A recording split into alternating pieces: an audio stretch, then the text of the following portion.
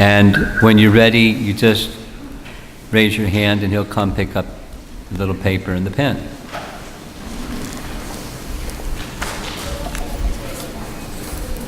So here's we got some questions. Yeah. Well, here's somebody that left already, so but they thought it out before we started. Okay. The Saturday morning class, I shared the slide. When we feel loving shelter and protection in our relationship with Guru and Krishna, qualities such as tolerance and respect for others without expecting anything in return will develop. Can you elaborate? How does this feeling or sense of feeling sheltered and protected deepen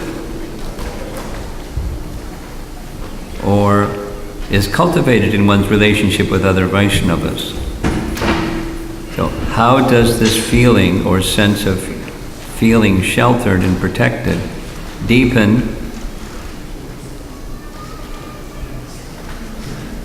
or cultivate in our relationship with other Vaishnavas? Well, very simply, this is somebody that's not with us right now asking the question.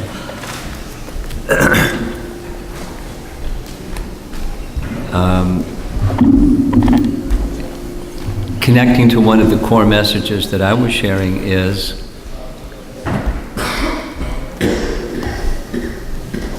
something that we all share as Krishna's in our heart. Same Krishna is in our heart. And each spirit soul is unique and individual, but each spirit soul is part of that Supreme Soul. So if we're connecting or feeling sheltered by Krishna and the representatives of Krishna, the Guru or Gurus, then we'll feel those feelings. And feeling those feelings, other Vaishnavas, they're also carrying Krishna in their heart and they're part and parcel of Krishna. So it's just, the circle expands. There's the center and then concentric circles around the center. So if the center of that concentric circle is on target, if we're feeling sheltered by our in our relationship with Krishna and with spiritual master, the concentric circles go out. It deepens the relationships and the sense of connection with others. Like Prabhupada expresses it in the Ishopanishad as universal brotherhood, and people use that term loosely or conventionally, and it doesn't really mean anything without the center. And when the center is clear, then it's very meaningful, because brotherhood is we have common father. But if that center is missing, that sense of connection with others, like us or unlike us, is missing. So the individual is not here to say something further, so we'll carry on. You read the question and... Okay, yeah.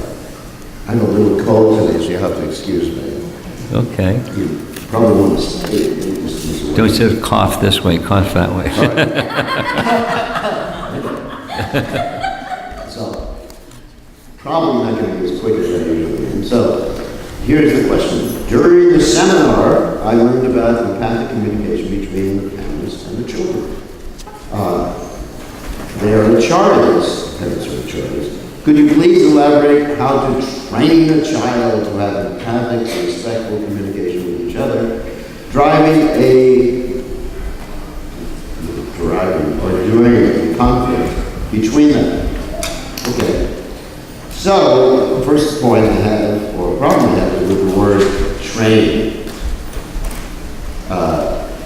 Usually, to me, the implicit meaning of train is like training a dog or training, a pet dog, training not to pass school in the house or something like that. So I would say to facilitate a child in having empathy and understanding, respectful communications, or even the word respectful I have no problems with. I would say facilitate a child in understanding the process of empathy.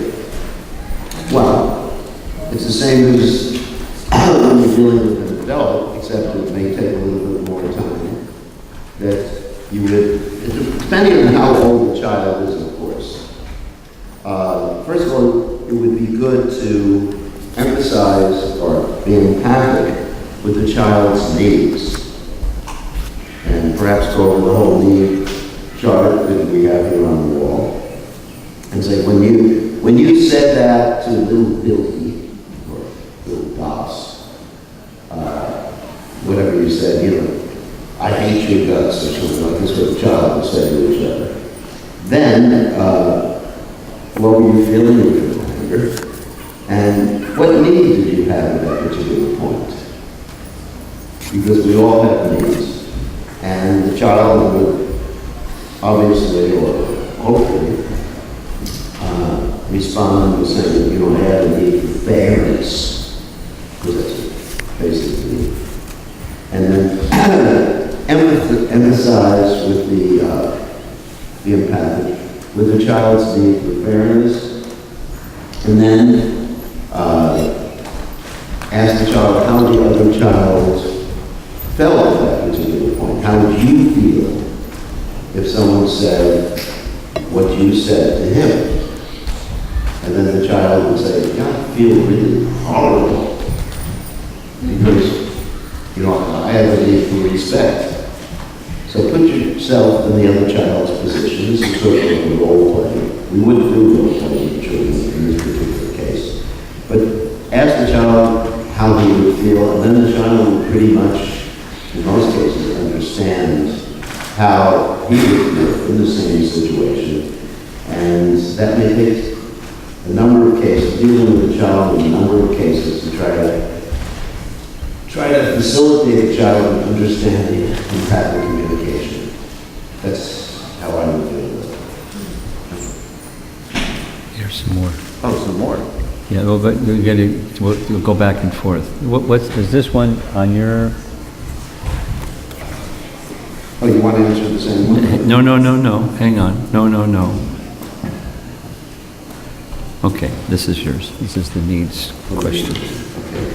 So, should I give you the ones that don't have any? No. I gave you all the on your topic, and I have the ones that are the off-topic ones.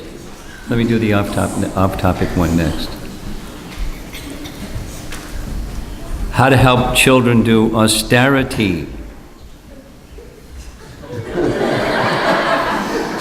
Skip some meals. No. Or a little hard work by considering long-term benefit. Well, send them to school. That's Prabhupada's classic is, okay, you're 5 years old, off to school. I want to play. No, you got to think long term. You got to go to school. Someday you're going to grow up and you're going to have to be smart. Work like a donkey and have a job and do it smart. So got to go to school. So a best way to teach children anything is model it.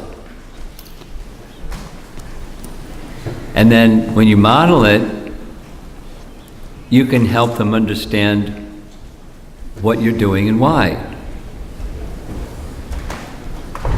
It's some inconvenience or austerity or whatever it is, but there's a why.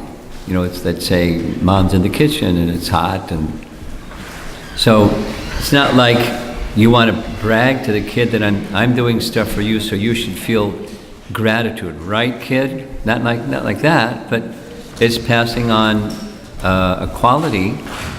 And so by modeling it and explaining it, and just like Maharaj said, a number of times, it's by example. And then by precept it illustrates the example, and then doing that yourself. It's cold out or it's hot out, you do something anyways, so you tolerate the inconvenience because there's a higher purpose. And explain it, model it and explain it. Achar and prachar. It can take a while. Okay? Yeah. Okay, here's another one. Hare Krishna. I am able to recognize my needs. Congratulations.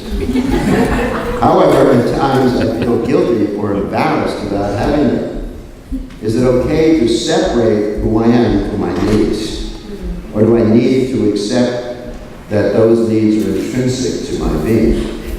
So the first thing that we need to understand as far as needs is that needs are not focused on a particular individual or circumstance fulfilling that particular need. Usually guilt will arise when we focus on fulfilling our needs with a particular individual. That I have a need for you to cook for me. Like you see in a marriage relationship, it's like that. Or I have a need for a child for you to behave. I have a need for people to work with me nicely. You know, all these things are focused on others. And what these things are demands. They're not needs. Because if you use the need language for demand, it's still demand. It's not the language, it's the intention behind the language. For example, I can make a request and make it into a demand. Would you be willing to cook for me? That's the demand. You know, it's the tone of voice. As we mentioned before, there's the tone of voice, the body language, which is more important than the actual words. So you have to examine what is your intention when you think about your needs. That may be one reason why you're feeling guilty about having needs. Another reason is that maybe you join the Hare Krishna movement. And you were told by some, like, I had that experience actually, sorry about that. And it's not had anything to do with Maharaj here. I was told by another sannyasi when I was a brahmachari. He's got a cold, he's all right. When I was young, a young brahmachari, around the turn of the 18th century,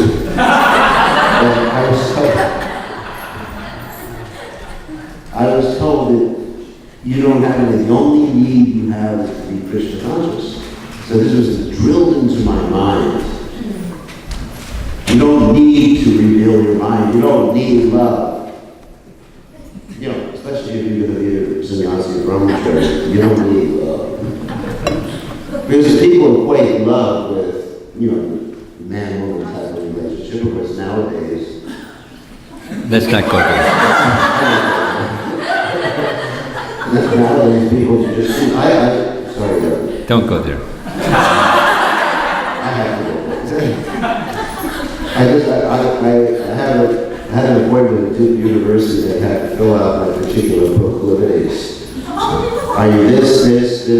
I won't go over with details. So, anyway,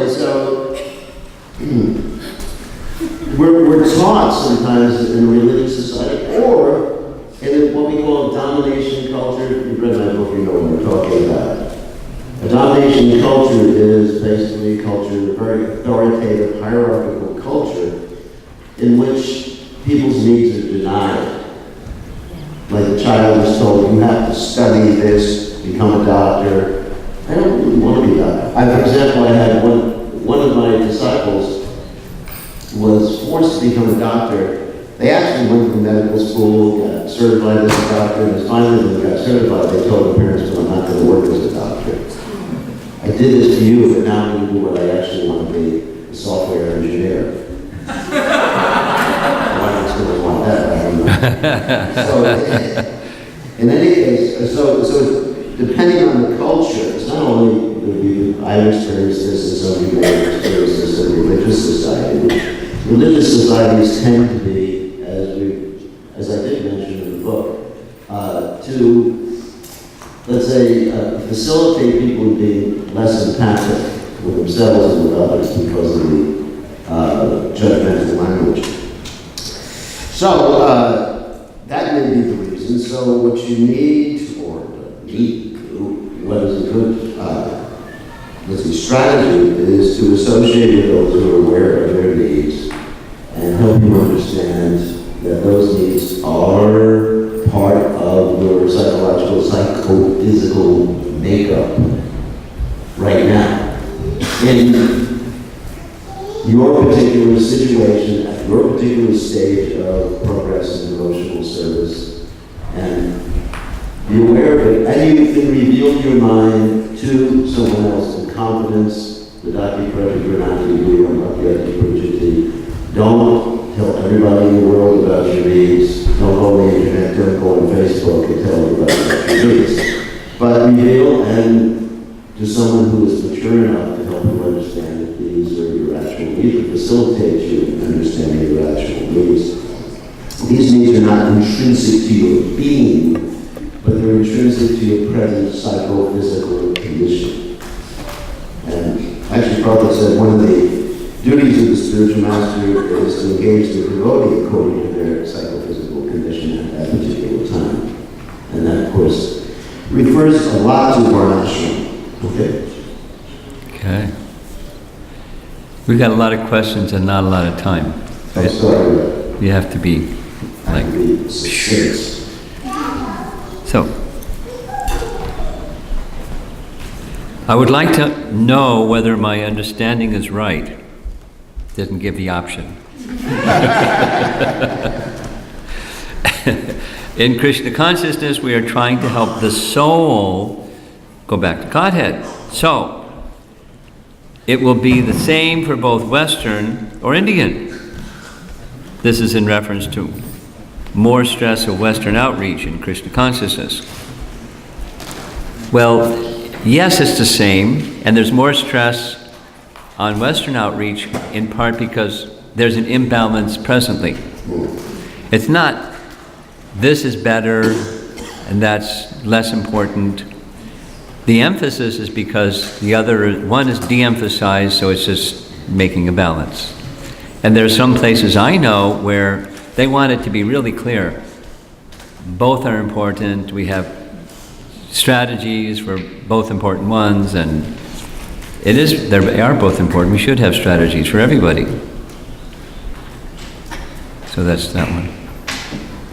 I was where was I? Somewhere. I was in Virginia, and as we were driving to go to a home program, I noticed all the families were Indian. So I asked I was just getting out of the car and said, what's the percentage of Indian families in this neighborhood? He said 90%. And he said the 10% are Chinese, right? I said, yeah, how'd you know?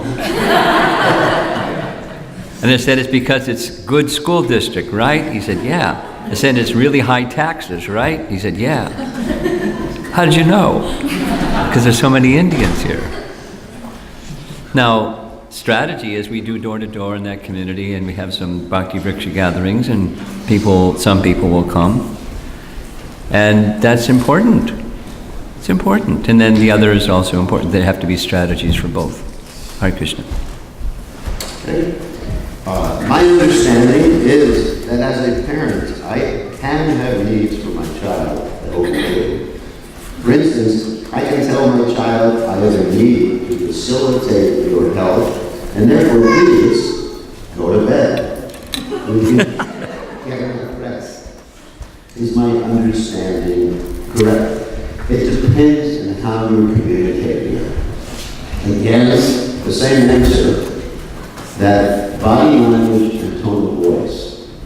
You can say, I have a need for you to go to bed. Will you please go to bed already? Or you can say, that I have a need for your welfare, I'm very concerned, you should take more time to explain it to the child. And, I love you very much, you express your unconditional love for the child, and I'm concerned, would you be willing to go to bed? And then you could also explain what are the intrinsic ramifications of him going to bed on time, and intrinsic, we explained this during the seminar. Yeah. The intrinsic ramifications of not going to bed. For example, one more thing, that if you go to bed late, you're going to be too tired in the morning when you get up. And you're not going to have time to do the things you like to do in the morning. So, intrinsic ramifications are good as far as motivational practice. There you go. It's on topic. So here's another off-topic question. Please describe marginal energy. How do I explain RadhaKrishna relationship to a non-devotee? I preambled anything under the sun, on topic, off topic, up, down, sideways, anywhere you like. So we're getting some. Marginal energy means really simple. In between spiritual material. So the classic example is where the river meets the river bank. Over on this side is the river, over on that side is the river bank, and the marginal is neither river nor river bank, it's touching both. So that's the marginal energy. We, the tiny living entity, are spiritual, para prakriti, but we're also prakriti. We're spiritual potency, but we're not para Brahman, we're tiny. We're Brahman. So that's marginal, that's the living entity. So explain it is, depending upon where our attention goes, where our free will choices go, we can be in the internal potency or the external potency. That's a free will decision. Kind of. Meaning, kind of means, it's not just, oh, okay, I don't like it over here anymore, I'm going over there. It's not that simple. We'll do the RadhaKrishna relationship after this next one. Okay, Hare Krishna, respected Maharajas, Dandavat Pranam. I understand that I'm responsible for fulfilling my needs. How does it work between husband and wife? What is the transactional element between the two? I use transactional element for lack of a better word. If love is transactional element, it sounds vague. What is the give and take, love and trust that happens in relationships? Well, as I mentioned in the seminar, when people get married, they generally think that the other person is going to fulfill all their needs. So there needs to be a particular stage in the relationship where you talk about each other's needs and you come up with strategies that are conducive to the relationship. For example, just to give one example. Let's say a man has a need for recreational activities, and he really likes to play volleyball or something. And the woman doesn't like to play volleyball, and her need for recreational activities is cooking rolling chapatis. That's very compatible. And so the man will, instead of demanding that his wife play volleyball with him, he'll roll chapatis.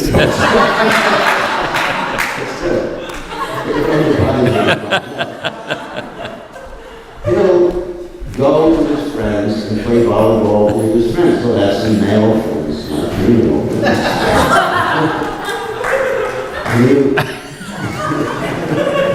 And he'll fulfill that particular need for recreation, not with his wife, but with someone else. And his wife will fulfill her particular need for recreation only bodies with her friends. As simple as that.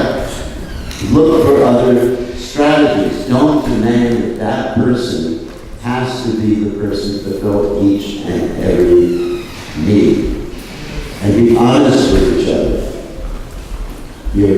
Men, women, and a married relationship have to have other outside, they're within the purview of marriage relationship, with other outside means and strategies to fulfill their needs. And that keeps the relationship strong, honesty about that. Okay. Well, I don't know who wanted to know this question, or the answer. How to explain the RadhaKrishna relationship to a non-devotee? Generally, I wouldn't try to. But it depends on the non-devotee. If it's a Western non-devotee and they really want to know, then, the Western mindset is God is neither man nor woman. We said God is both man and woman. RadhaKrishna, one entity, female, male, the relationship is energetic. And God is both male and female. So then you say both male and female, why do you say he? Then why do you say he? Well, we refer to the energetic, but he implies she, because where's the sun without the sunshine? If they're just argumentative, they'll just argue and you won't go anywhere. But if they'd like to understand what your understanding is, then that's something you might do with a Western person, Western-oriented person. And, there's Indian people who aren't devotees, and they have a different background, different cultural picture of things, and you would explain it differently. Without saying how you would, they want to know how you would explain it to them. There's a source of everything, and according to Bhagavad Gita and many other sources, that source of everything is Krishna. And there's a relationship between Krishna and his internal potency. Radha represents the internal potency. The relationship is the source of everything and his internal potency.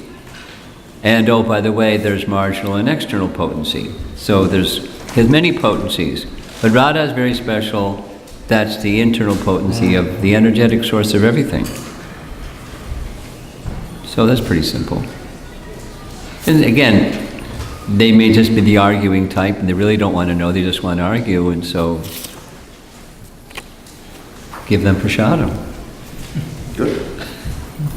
Yes. Instead of satisfying our lower needs, does it make sense to try to be the sattva-gun made of goodness, mode of goodness, right? Instead of trying to satisfy our lower needs.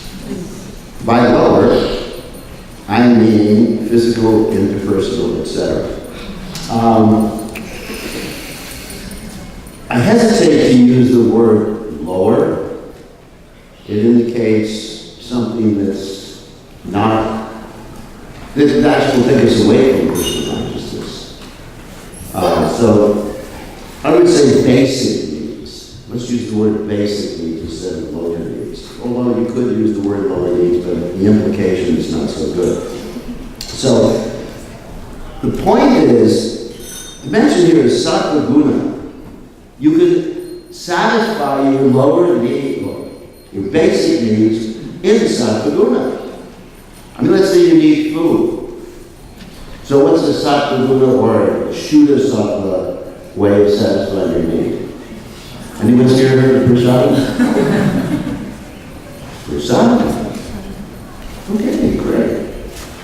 Or you may need to smell something nicely. You smell the incense, enough flowers offered to the Supreme Personality of God. Savayana Krishna Padara. So that's what Bhakti Vinod Thakur mentioned in the quote that I utilized yesterday. That our basic needs should be satisfied in the mode of goodness. So we have loving relationships with the devotees.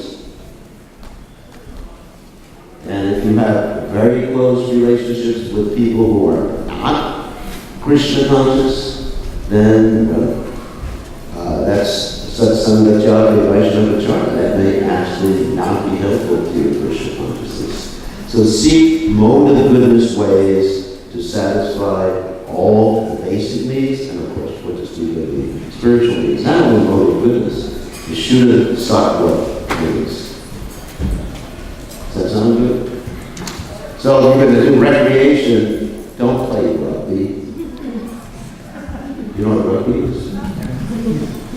Play volleyball. That's a more goodness. That's a joke. Okay. Next. Srila Prabhupada purport 5:10:2, quote, killing an animal simply places an impediment on the way of his completing his term of imprisonment in a certain body, unquote. How is this an impediment? As an animal can take birth again to complete the term. Whose question? Could you explain the question? Prabhupada explains that animal, let us say, has a term, like 2 years, for example, life, but somebody... He can't talk he's got to move his hands. He can't just talk into a microphone. He's got the style. Try it. Just hold it right in front of your mouth. It's really a challenge, isn't it? We're having fun. Yeah. He does it with disciples too. He teases disciples. I've watched it. It's really cute. Are you dog? Come on. During the seminar in Chicago, you were teasing your disciple like anything. You were really... You were humiliating him and laughing, and he was laughing, and you said, "We do this. This is our fun." He paid obeisances, and I stepped on top of it. That was one of we had like 10 things. They have this regular exchange with each other. It's really lovely. If you're an outsider, you think this man is really sick. When it's a loving exchange. So keep going. So, Prabhupada is saying that each animal has a set lifetime. Yes. Like for 2 years, for example. And let us say somebody kills an animal in the middle of the lifetime, like 1 year, for example. Okay, you're interpreting the statement. Now, what's your question? I understood Okay. Your question is? Question is, animal may take birth again in the same species. Okay. And then continue lifetime. Supposing, I don't know, how long does a rabbit live, or if let's say an animal's lifespan might be X, and some life of that animal is taken for whatever the reason, hunting or cruelty or, right? You're talking with my hands.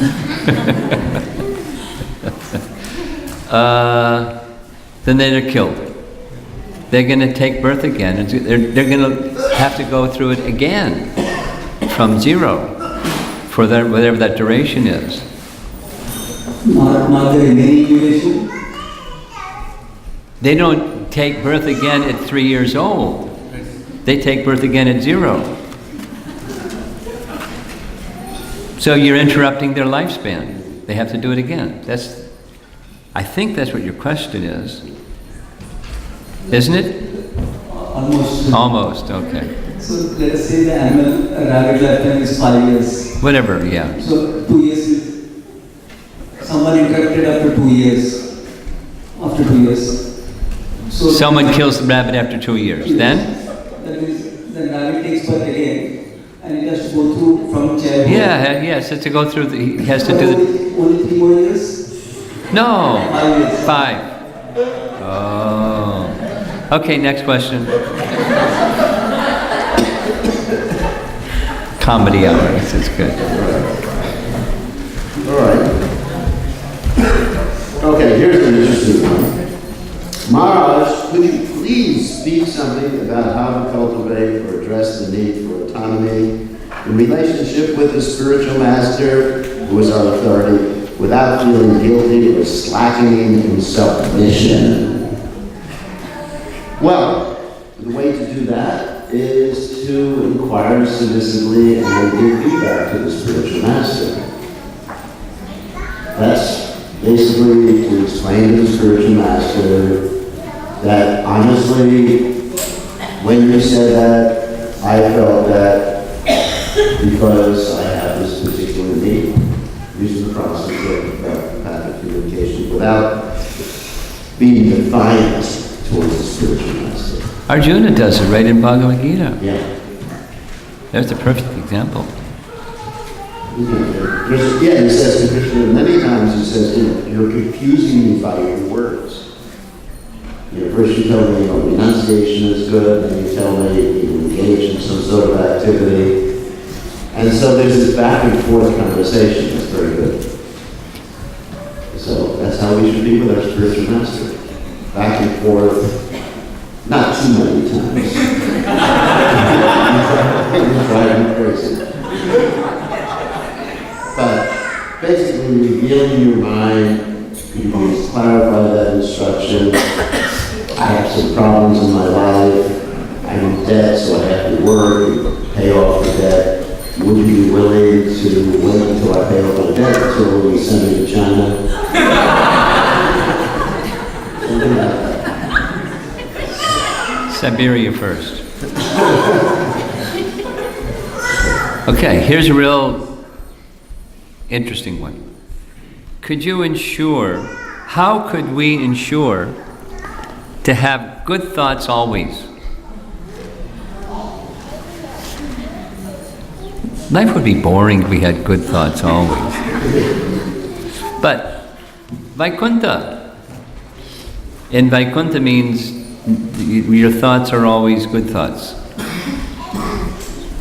No anxiety, Vaikuntha. And the spiritual Krishna Loka is like that also. But even when it looks like the material kind of a bad thought, it's a good thought.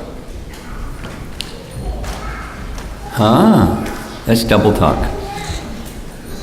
Prabhupada explains this in Nectar of Devotion. When there's a apparently sad thought, like, the example is the feelings of separation from Lord Ramachandra. That's the example given in Nectar of Devotion. It looks like sadness and sorrow, but it's an ecstasy. It's a transcendental increase. These children are babbling too much. Can somebody help them to go somewhere and babble elsewhere?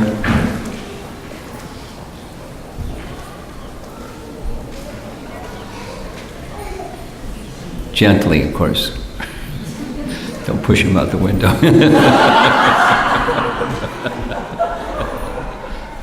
Excuse me.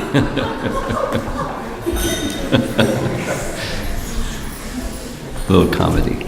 Okay. Even an apparently bad thought is increasing the love for the personality of Godhead by feelings of separation, etc., etc. So the appearance of something that's not positive is positive. It's an ecstasy.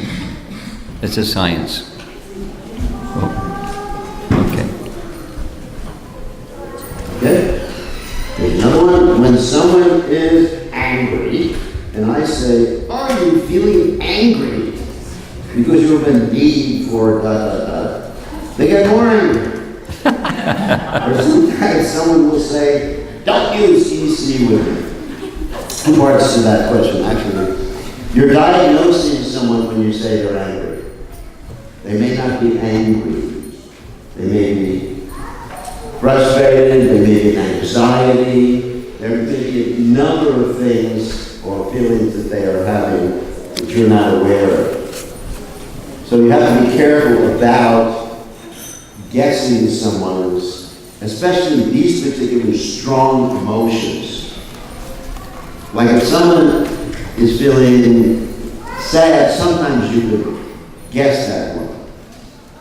But with any strong emotion that appears to be a negative emotion, especially if you're observing they're speaking at 120 decibels, that's an observation. You can't say they're speaking loudly, that's not an observation. So you take out your phone with the decibel data.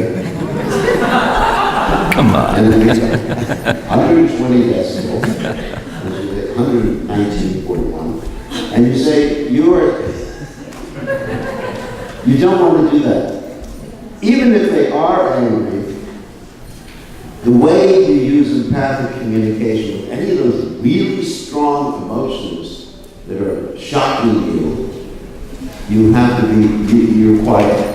And you reflect internally what you feel that they're feeling and what you feel that they're needing. So you state your perception and ask for verification about your perception? Is that what you're saying? You wouldn't do it, no. You do it internally, you wouldn't even speak about it. You would just reflect it with your body language. So you don't say anything, you're just like... No, not for anything. No, not... That's body language. I know, not that part. Okay, well, can you role play what the body language means when someone is raising their voice and you don't say, are you angry? Or, are you angry? First you would do, what I would do, in certain circumstances, if they're threatening some violence, I run away. That's the first thing. But if they're just flailing about, I would do some internal EC, which means I'm seeing them flailing about, I have a need to either understand, I have a need for peace. And once I come in touch with my own needs, I can peacefully try to understand what their need is without speaking it. And so what would you do besides trying to understand? I would be empathic with them, not shocked. So you would say what? I wouldn't say anything.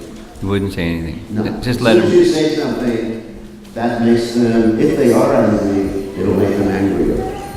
Really? Yeah. What if you don't say anything? That may make them angrier too. I've had that experience. Yeah, that may happen. So you use your discretion, but it wouldn't be, are you angry? You wouldn't use the EC language. One of the things that frustrates a lot of the people who are learning empathic communication and nonviolent communication is they start talking in this language all the time. I was speaking to our friend, Brother Bihari, who went to mediation school, and he said it drove him crazy when he met some of the followers of Marshall Rosenberg. Because practically every conversation was, are you feeling? Do you have a need? And it just drives people crazy. So you think like that. What is the person feeling? What is their need? And you may speak or you may not speak depending upon the situation. But generally, in a situation where someone is exhibiting that sort of intense emotion, I will not say anything. Or I may say, can I help in some way? But I won't say, are you angry? Because that's going to make them angry. Okay. Now, sometimes you may say something to diffuse the situation, like, can I do something? But it depends on the situation. It's a question of a judgment call. It's a judgment call. But generally, I do not say anything in a situation like that, because it'll further inflame the person. Especially if you try to guess at their feelings and needs, with speaking guess, then it will further inflame the relationship. How to become courageous in asking forgiveness to another devotee to atone for an offense. How to become courageous in asking forgiveness to another devotee to atone for an offense.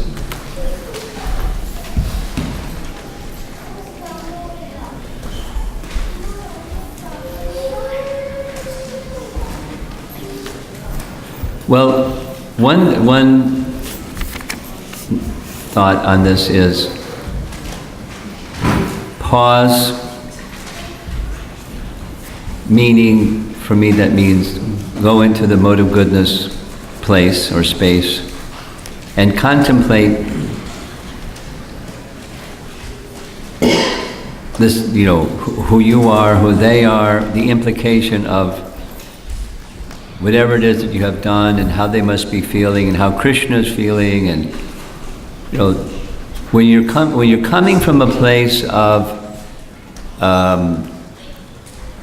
between you and this person with Krishna at the center, you want that Krishna is pleased. This is me speaking, it's not the easy jargon, but you want Krishna to be pleased, and you'd like this relationship to be unobstructed.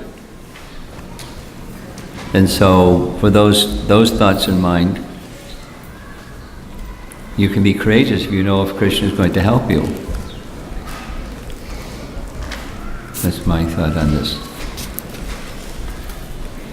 Right? Hare Krishna. Communication between wife and husband is usually authoritative. This is the husband speaking. Which I think is due to a misconception that they own each other. How to go beyond this misconception? I'm not going to ask who wrote this. Attend my seminar. And maybe do some couples workshops apart from that, to talk to each other about each other's needs. And also another way to do that is facilitated role playing. In other words, you switch the roles. The husband takes on the role of the wife takes on the role of the husband, and it should be done with a facilitator there, someone who knows what they're doing, and then they act as they would in their respective roles.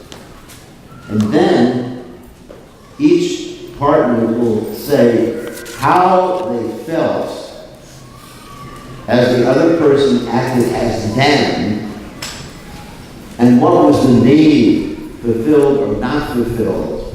So this is the start of empathy. For example, let's say the husband takes on the role of the wife takes on the role of the husband, and the wife, acting as the husband, says, "Make my dinner."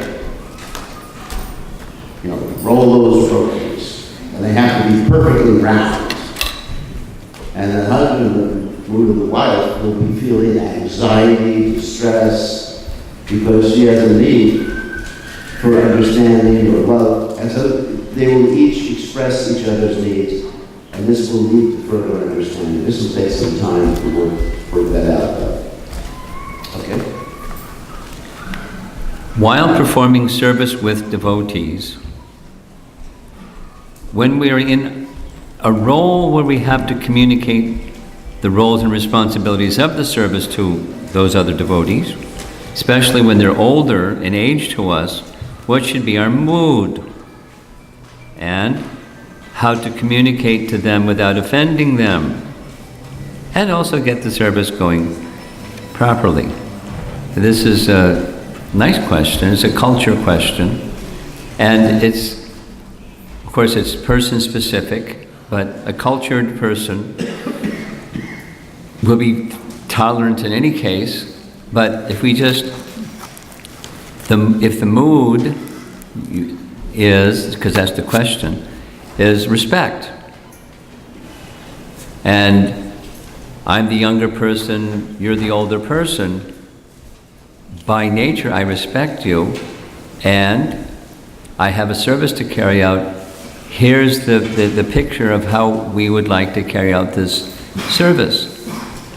Are you comfortable with that? How do you like that? And so some respectful submission, but at the same time, you have a task to see that something gets carried out. So you're taking the role and responsibility of seeing that something gets carried out, while simultaneously being respectful of an elder person.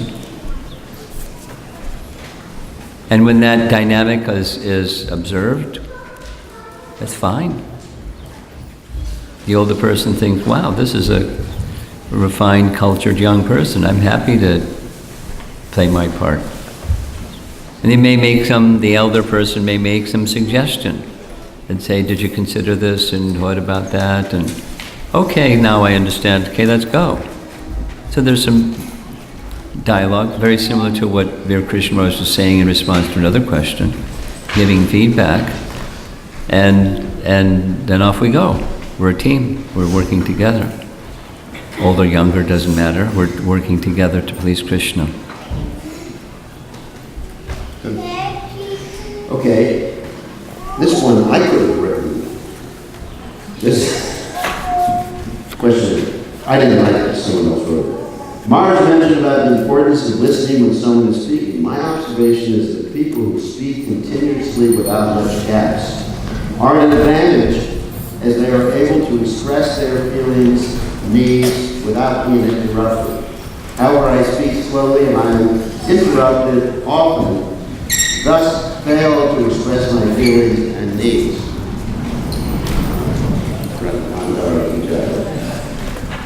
Sounds like my experience with some GBC meetings. So, what I would do is approach that person, not at the meeting, in particular. We love GBC meetings. Everyone should have the experience. At least, 5 minutes of it. See, Maharaj is liberated now. He's a liberated soul. And I'm still conditioned having to go to the GBC meeting. Okay, let's go. So what I would do, in this particular case, which I haven't done, unfortunately, is that I would take the person when they're peaceful, usually after they've eaten prasadam, and explain my feelings and needs and explain what I see. So if I haven't done that, I have to admit it, usually I'll just explode. And you see me do that in a meeting. I would say, I can't get a word in edgeways. You're always speaking, and you're always contradicting everything I'm saying. And then I just shut up and don't say anything for the rest of the meeting. You've seen it? Yeah, I've seen that. The second part, at least. Yeah. Yeah, just shut up for the rest. I haven't seen it explode. I have. So anyway, not with Maharaj. He's kind, gentle, perfect. Liberated soul. But it has happened to others. So what I should do is, aside, ask the person, can I have a meeting with you at a particular time in a peaceful situation, and explain my own feelings and needs, and say, I'm not demanding anything of you, this is just what's going on in my own heart. Okay, here's a funny one. The other day, I had a problem sleeping. I tried all sorts of tossing and turning, and still could not sleep. So I started chanting, and I was soon fast asleep.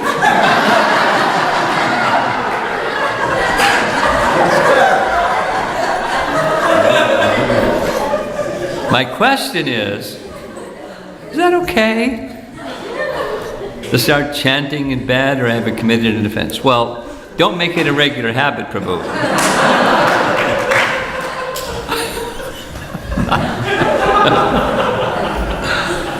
Is it? Well, I would, if it's on an occasion like this, and something happens when you start chanting, like you fall asleep, that's, but there are other techniques, and a principle that I read it because I was curious about it.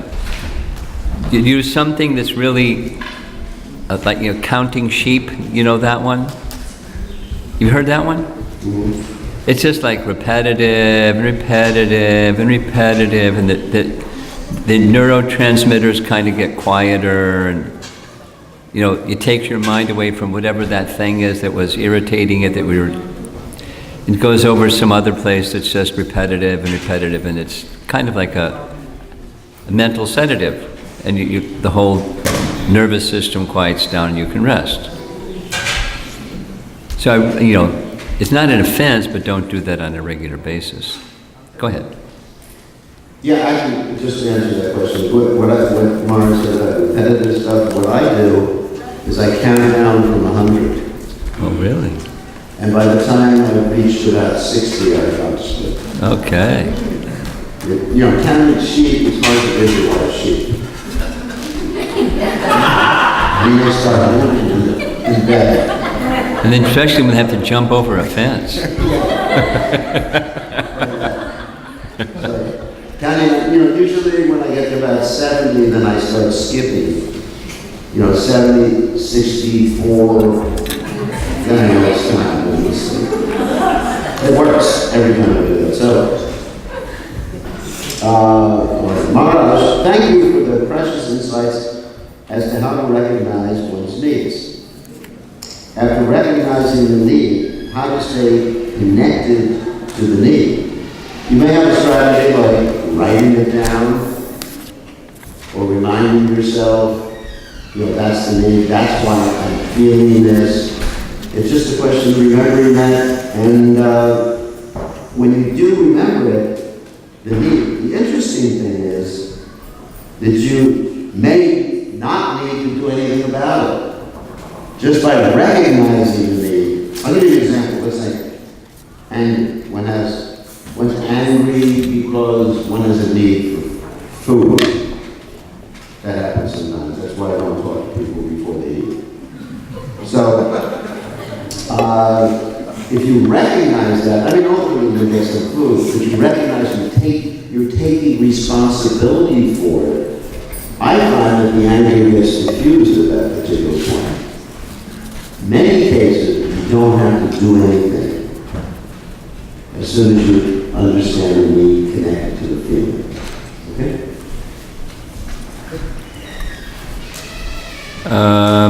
I want to deepen my relationship with my spiritual master.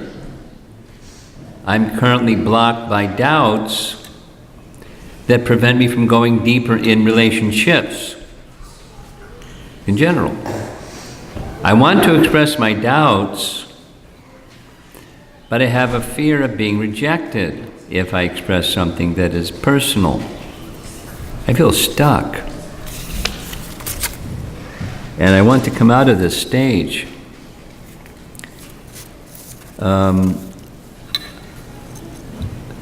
I'm going to go back and watch this video again, but I'll invite all of you, certainly this person, whoever wrote this, TED Talk Vulnerability. And the lady that's the speaker she characterizes herself as a storyteller and statistics analysis person. Kind of like that side and then the other side.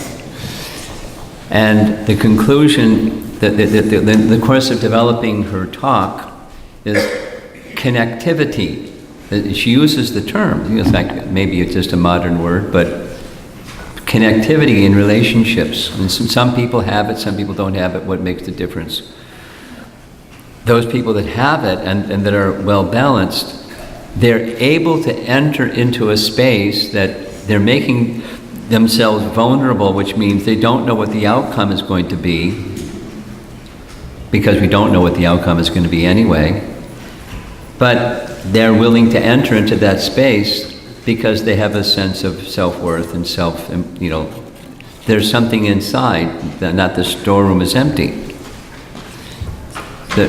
They're not just showy on the outside, they have something on the inside, and they're able to have relationships because that's something that can't be taken from them. But how to have this, similar to this other question about courage, but it's when you express yourself to anybody. Today it's a nice sunny day, and who knows, maybe tomorrow it's rainy, or I know somebody that's contemplating who is a good person to become married to, And then, they want to, as best as they can, make sure it's a person who is compatible to a bhakti lifestyle. They don't have to be already. So, who knows what the future is going to hold? Someone that can be a bhakti compatible today is tomorrow something else. Or the future is uncertain.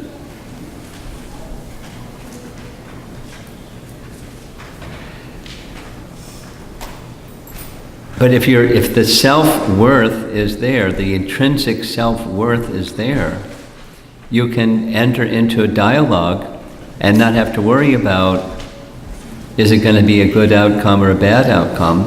You're entering into a meaningful relationship, and then it unfolds as it unfolds. You're thoughtful about the persons with whom you enter into such meaningful relationships, or in this particular case, it's not clear whether the person is saying they want to deepen their relationship with spiritual master, but they're feeling disconnected with their spiritual master, or they're wanting to connect more with relationships plural, and they're not sure about exposing that weakness that they have to their spiritual master. But it really doesn't so much matter A or B. It's the person who you look to as spiritual master is a person who you have faith in. Not that person must be a 10% perfect individual, but I have faith in this person. I can reveal my heart to this person and not be judged or manipulated or something. But this is a person who I trust, and they're trustworthy. And I'll receive some wisdom from this person. That's the persons who you take such questions to. Now, the fear that I might be judged, then I'll not have any relationships with anybody, because who knows, it's going to judge me, so I'll just be a private person. And then feel lonely. I wish I had relationships. So some persons are more private, some persons are more social. Some persons are more trusting, and some persons are less trusting and more cautious. And that's okay, we're different. Those core relationships should be ones that you have considered very carefully. Here is a trustworthy person or persons, and I'm investing my trust in them. And those that are trusted in that way have to be very trustworthy, capable of handling the trust that's invested in them. Even we're less than perfect beings and we may make mistakes, but it's a very important, relationships are very important to have and to be trustworthy in those relationships. That's really big for each of us. Go ahead. Okay? So here is a shot. Question. Based on the shloka, Krishna says that whenever Dharma declines, I will come personally and set it up. So the question is, Krishna came and taught us lessons to follow practices. However, when he went, Kali Yuga started. So where is Dharma? Actually, we'll let all of you answer that. So what does the Bhagavatam say? What's the quote in the Bhagavatam? Krishna?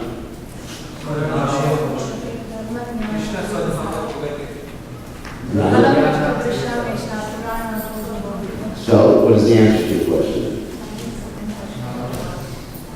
Bhagavatam and this Krishna Consciousness movement and the holy names. And Bhagavad Gita, Bhagavatam. So Krishna is present in the Bhagavatam. That's the book Bhagavatam. And also Krishna is present in the person Bhagavatam. So when we're talking about establishing religious principles, Krishna can accomplish that either by personally coming down or empowering someone or empowering the Bhagavatam, which the Bhagavatam is always empowered, to establish religious principles.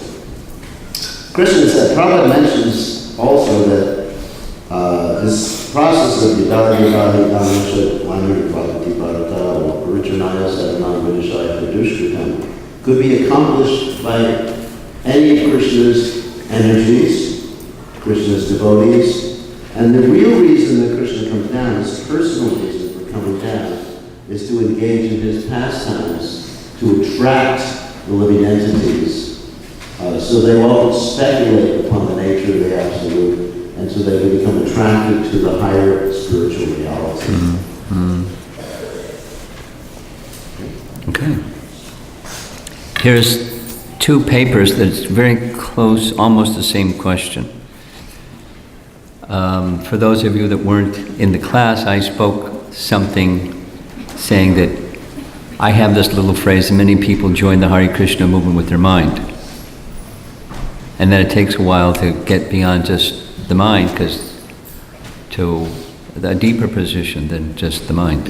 So what advice could you give for the devotees who join ISKCON by their mind for progress in devotional service? Well,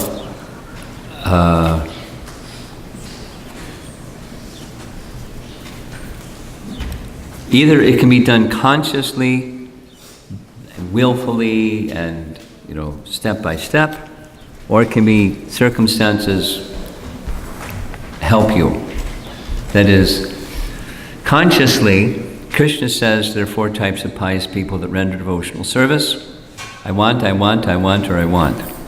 There's different wants, but I'm expecting something from Krishna.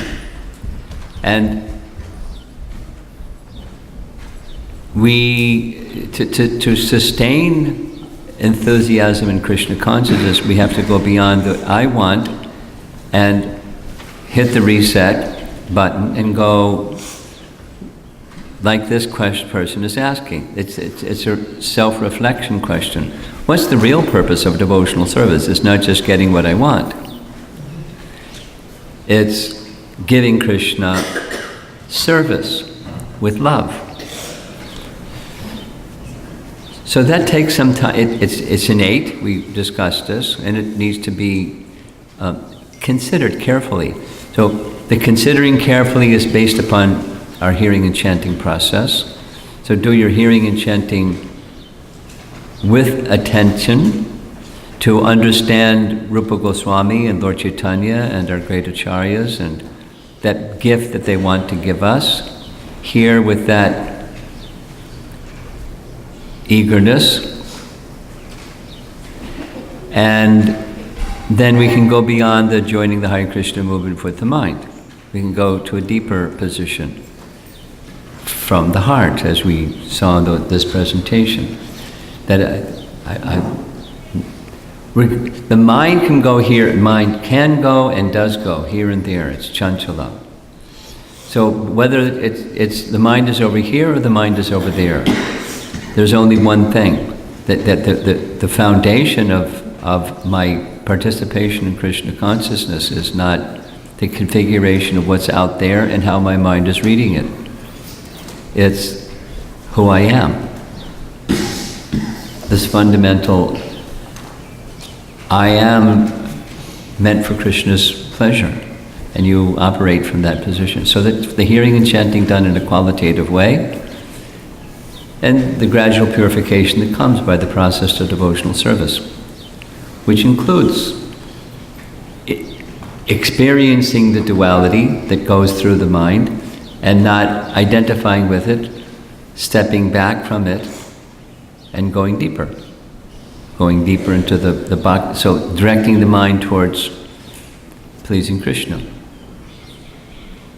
gradually coming to that position. From that deeper place. Hare Krishna. Okay? Hare Krishna. What should we do in an abusive relationship? Call 911. You bet. Yeah, it depends on what you mean by an abusive relationship. If something is physically abusive, yes, consult the legal authorities. Don't remain in that situation. But if something is not at that extent, it's verbally abusive, then you need counseling. There's nothing wrong with counseling. Seeing, let's say, a marriage counselor or somebody who's trained with, if it's a marriage relationship or a friendship relationship, someone who is trained in counseling that can help you understand or help the person understand who is acting in such a way to threaten your needs of safety, your needs of emotional safety, or they're abusing you by not giving you, let's say, food or something like that. That's abusive, actually. To punish someone or to try to change their behavior or shape their behavior by withdrawing love or food, that's an abusive relationship. You need to identify that and seek help. Okay. How do we cultivate making decisions without emotions and sentiments? Well, we don't make decisions without emotions or sentiments. They have to be guided. You don't need to anesthetize your mind, but you need to direct the mind with intelligence and make decisions in that manner and make the mind clean by the hearing and chanting process. Okay. While we are becoming more aware of another person's needs and working on strategies to fulfill those needs, how do we ensure that we are not pushing individuals into their comfort zones and contributing towards the evolution of needs, increasing of those particular needs? First of all, you don't work on strategies to fulfill that person's needs. That's the person's responsibility. You can help the person understand about the implications of each particular strategy. That is called facilitation. A good counselor does not solve or attempt to solve someone's problems. You help the person understand their needs, understand their feelings, understand their issues, and come up with practical solutions to those things. But don't impose on the person. Because you impose on the person first of all probably won't accept it. Secondly, it's not going to solve the person's needs. The person has to own the strategy. If you don't own the strategy, you won't be enthusiastic about it. Okay. Here's a mothering question from a sannyasi. No, from sannyasi is supposed to answer a mothering question. How to identify core belief systems that render me angry, etc. in situations. So here's the example. I was getting angry when my son takes long showers. My need was, I get a large water bill and I need to control water wastage. But I was told I was in a belief system that my son is rendering me a failure. Now, so, the belief system that the son is rendering me a failure, I don't really understand that because I don't know if that's a belief system. So maybe it's the language that's confusing me, but nothing wrong with being concerned about wasting water. It's probably less important than the size of the water bill than just being wasteful. So if there's a value that you hold a value system that you shouldn't be wasteful of Krishna's energy, then how do you convey that? That isn't conveyed by anger. That's not very ineffective. So it's education, example in education, where we value Krishna's energy and we're careful in using Krishna's energy. That's a value that I hold. How about you? Do you feel that's an important value? And once you understand, once the value is understood, then the application of the principle becomes, it may take some coaxing and repeating and gently helping the person to understand, the younger person, the child, the son. But anger isn't going to do anything. Anger is going to tell the son, shh, this lady's out to lunch. I don't really need to listen to this angry person. I'm going to listen to my mind, and I'm going to rebel. I may get a behavior when she's around. When she's not around, I'm going to do what I want. So it doesn't. The belief system is not, her anger is being triggered by the belief system she's a failure if her son doesn't do what she asks. It's something else. Go ahead. Okay. Such a big part of communication is nonverbal. For instance, if someone was speaking with hands flailing and being snappy and irate and had a contentious attitude, etc., well, they're definitely communicating something. I don't really find, here. How to make observation, of body language and tone of decibel level when practicing EC. It's easier to make observation about the words spoken.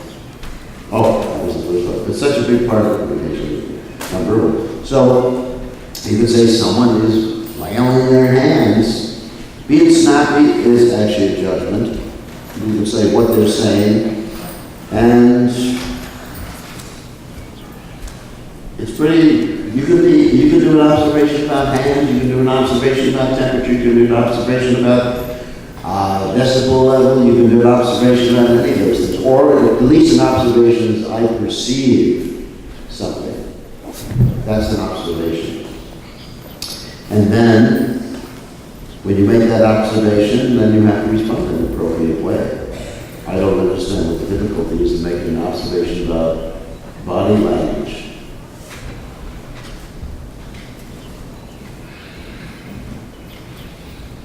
You're flailing the hands, frowning. That's body language. You're frowning, all those things like that. So I don't find it difficult. And then you guess in your own mind what their particular feeling and emotion is, and you try to reflect it non-verbally. Non-verbally. Can you give an example? Okay. Example. Okay, what do we do with drama? What do we do with drama? Not with you. It's called life. Life is a drama. Who wants to be the person flailing and, like that? Is there a volunteer? This little girl, she's into it.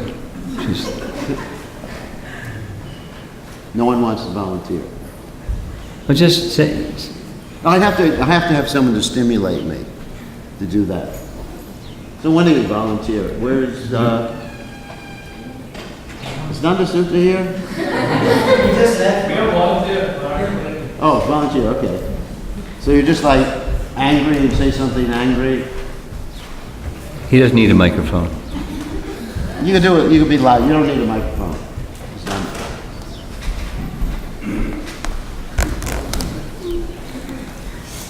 Okay. This is the role play. This is a role play. Okay. Say something angry, fly over. I washed all the cards 3 times, and all of them are back. And there are no volunteers. How do I do this? I